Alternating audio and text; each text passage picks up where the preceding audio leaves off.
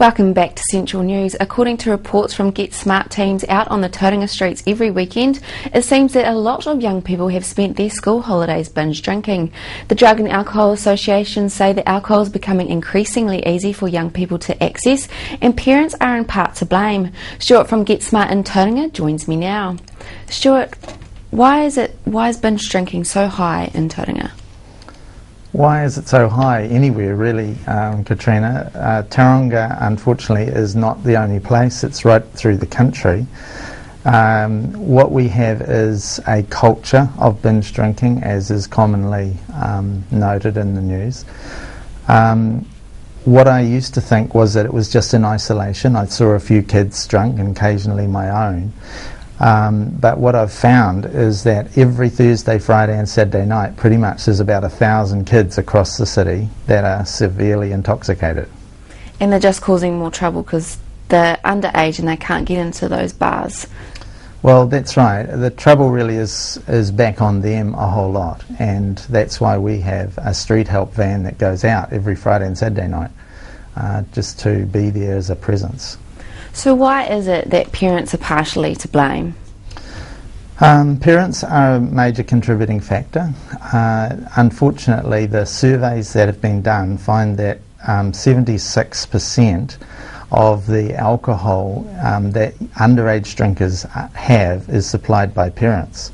And what parents don't seem to understand is that when they allow the child to have what they're supplying them, they're also getting it from their peers and other people as well.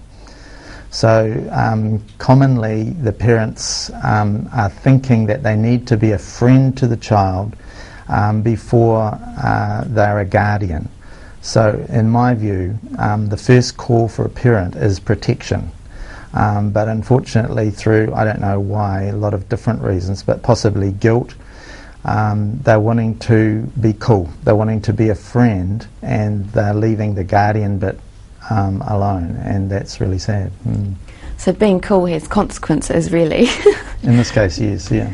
So, I mean, people as young as 12 to 17-year-olds are turning to this binge drinking culture. Why are they doing that? That's another good question, and I think it's got a variety of different answers. Part of it is sort of the everybody's doing it thing. Part of it is peer pressure, but another part is that the kids are using alcohol to numb their brains, to mask various issues that they have, maybe family issues, maybe personal issues that they're trying to drown, if you like, with using alcohol. So 12 is very, very young. Is that the youngest, or has there been younger? And how has society changed over the years that people so young as 12 or perhaps younger are turning to this drinking culture? Okay. Well, there's again a whole lot of factors, and it's not just a single factor that has contributed. We've got a little saying that sort of sits in history, and it's what one generation's liberty becomes the next generation's license. And so the parents or even the grandparents say, oh, well, we drank when we were kids too. But there was 6 o'clock closing then. There was a whole lot of restrictions that were on the alcohol industry that are lifted now. So the accessibility is a huge part of it, and also the drinking age back in the day, so to speak, used to be 21, and now for the last 10 years it's been 18. And all of the community agencies that are involved with this problem just think that's nuts. It's quite concerning to think that if, you know, one generation's liberty is next generation's license, what's the next generation going to be like after these 12 to 17-year-olds? Absolutely, yeah, it's scary. So what's Get Smart aim each weekend when they head out down to Tauranga on the Strand, for instance? Okay. This year we're celebrating 20 years doing this work on in the CBD, mainly in Tauranga.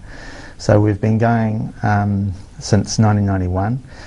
We're a non-judgmental presence. We've got 2 local pie companies that supply us with pies. We hand out Milos and tea and coffee, and essentially we collaborate with the police. So we ring the main desk of the police every night. The team leader rings the police to tell them that we're heading out, and where would they like us placed. They don't put us in potentially violent situations, but just as a presence, kids can come and talk to us.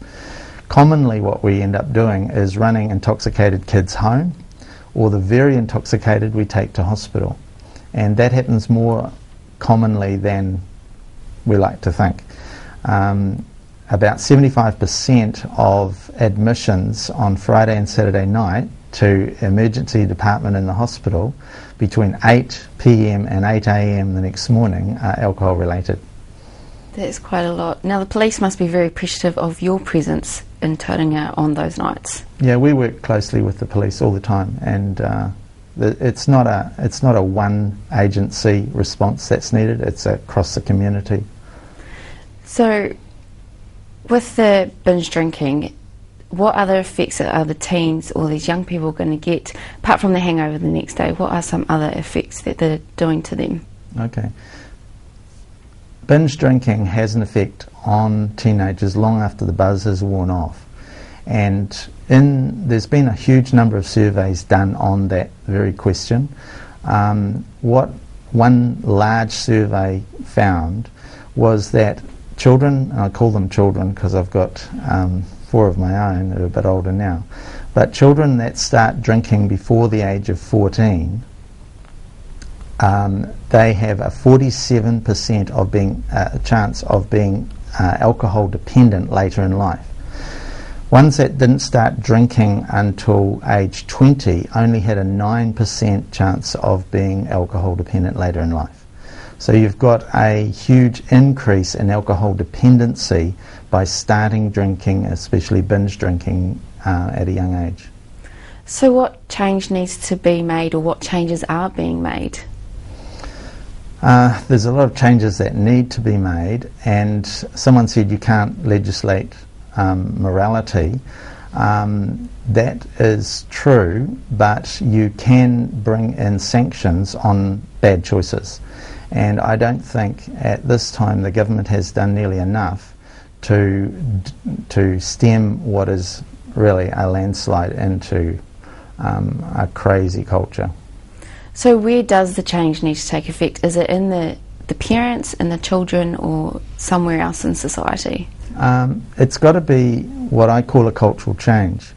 And a cultural change normally takes 30 years, and it sounds very long term, but we actually have a precedent for that, and that is the smoking in New Zealand particularly. And in the last 30 to 40 years there's been a huge change in the public attitude to smoking. So what was a completely acceptable public behaviour 30 years ago, when you could walk into a room where public was gathered and you could hardly see the other side for smoke, is now a totally unacceptable public behaviour. And there's a sign outside the Tauranga Hospital that says no smoking on the hospital grounds. Well, try putting that up 40 years ago, everyone say get away, you know.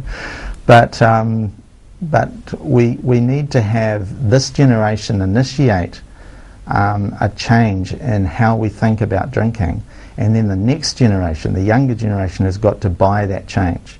And when that happens, then we'll see an end. In the meantime, we've got to bring in some measures to do that. Cool, thanks Stuart for your time. We've run out of time there. Alright, well after the break we discover your true worth.